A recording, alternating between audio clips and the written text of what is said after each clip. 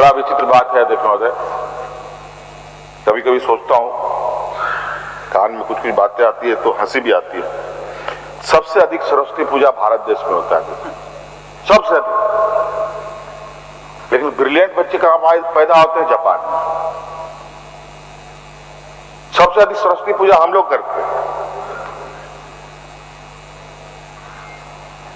अब बताइए, वहां लोग बच्चे पैदा होते हैं तो कई ऐसा लक्ष्मी पूजा सबसे अधिक हम लोग करते हैं। सबसे अधिक अमीर लोग अमेरिका में पैदा होते हैं। कहीं कुछ गड़बड़ है अध्यक्ष।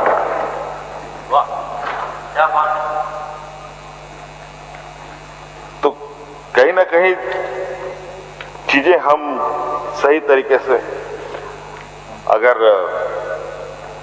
एक कदम और देखें, विश्वकर्मा पूजा भी सबसे अधिक हम लोग करते हैं अध्यक्ष महोदय, बड़ा गली मोहल्ला में विश्वकर्मा पूजा। लेकिन टैलेंट चाइना में है अध्यक्ष महोदय। क्या बात है, ये कहीं ना कहीं कुछ तो झोल होता है अध्यक्ष महोदय। इसलिए स्पष्ट रूप से एक काम करने की एक इच्छा शक्ति के साथ काम हो और इस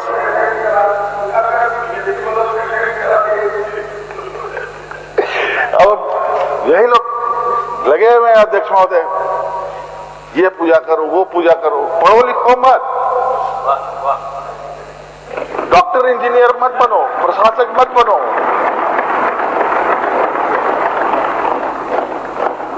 लाठी डंडा चलाओ खाली और विश्वगुरु बनेंगे। कौन से रास्ते से विश्वगुरु बनेंगे अध्यक्ष महोदय, समझ से परे।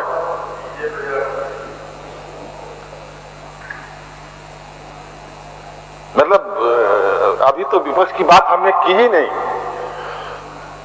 उनकी बात कहां से शुरू करें कहां खत्म करें, लगता है खत्म होने का तो नाम नहीं, समय नहीं आएगा अध्यक्ष महोदय। तो अध्यक्ष महोदय, उसी प्रकार हमारी जो संस्कृति है, सभ्यता है अध्यक्ष महोदय, जो इस राज्य का विशेषकर आदिवासी संस्कृति और पहचान, जिसको सहेजने तथा देश के आदिवासियों के पुरोधा और झारखंड राज्य के जो हमारी परंपरा रही है, हमेशा हम लोगों ने अपने वीरों का सम्मान किया है। हम लोगों ने हमेशा अपने जो पूर्वज हैं उनको अपने सम्मान दिया है हम लोगों ने, और ये परंपरा आज से नहीं सदियों से है। उसी प्रकार अध्यक्ष महोदय, पहली बार आज इस राज्य में हम लोग के बीच में झारखंड के जो निर्माता रहे हैं दिसंबर शिबू सोरेन जी, तो आज हम लोग के बीच में नहीं है।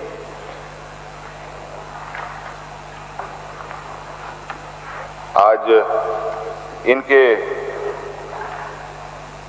विशाल व्यक्तित्व को सम्मान देने के लिए हम लोगों ने यह तय किया अध्यक्ष महोदय कि बहुत जल्द यहाँ पर दिसोम गुरुजी मेमोरियल का निर्माण कराया जाएगा, जिसे एक एकीकृत आदिवासी सांस्कृतिक परिसर के रूप में भी विकसित किया जाएगा अध्यक्ष महोदय। और साथ ही साथ अध्यक्ष महोदय,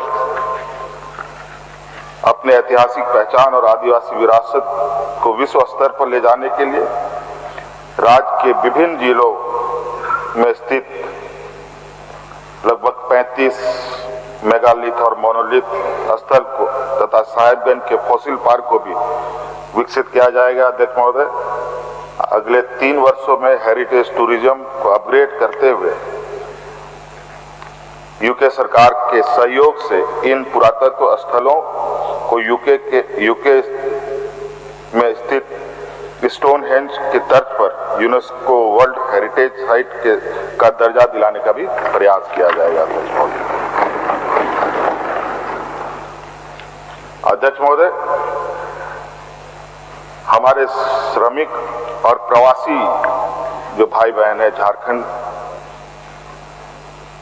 जो हैं वो सिर्फ एक श्रमिक और प्रवासी नहीं बल्कि एक झारखंड की ताकत है अध्यक्ष महोदय। वो हमारी जिम्मेदारी का भी एक हिस्सा है। उनके कल्याण के लिए हम लगातार काम कर रहे हैं। देश और विदेश दोनों स्तर पर झारखंड के लोगों की सहायता के लिए केंद्र स्थापित किए जाएंगे ताकि वह जहां भी रहें राज्य उनके साथ खड़ा रहे। अभी कोरोना कोविड काल के समय से ये श्रमिक और प्रवासी के लिए सरकार ने काम किया और बड़े पैमाने पे भी काम किया है और यहां तक कि विदेशों में भी जिनकी मृत्यु होती है उनको भी लाने का हम लोगों ने काम किया है अध्यक्ष महोदय, भारत सरकार के सहयोग से। कल हमारे समक्ष एक बातें संज्ञान में आई है। किसी के आकस्मिक घटना के मृत्यु होने पर उनकी अस्थि को तो हम लोग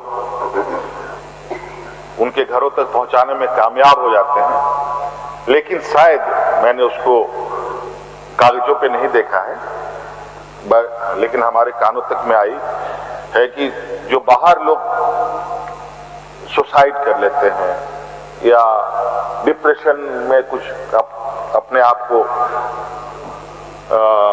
नुकसान पहुंचा लेते हैं, उनके मृत शरीर शायद नहीं लाए जाते हैं या कुछ और भी है। अगर ऐसा है तो उनके मृत शरीर को भी लाने का हम सदन को आश्वस्त करते हैं, उनका भी अवशेष घर तक आए, इसके लिए भी सरकार प्रयास करेगी।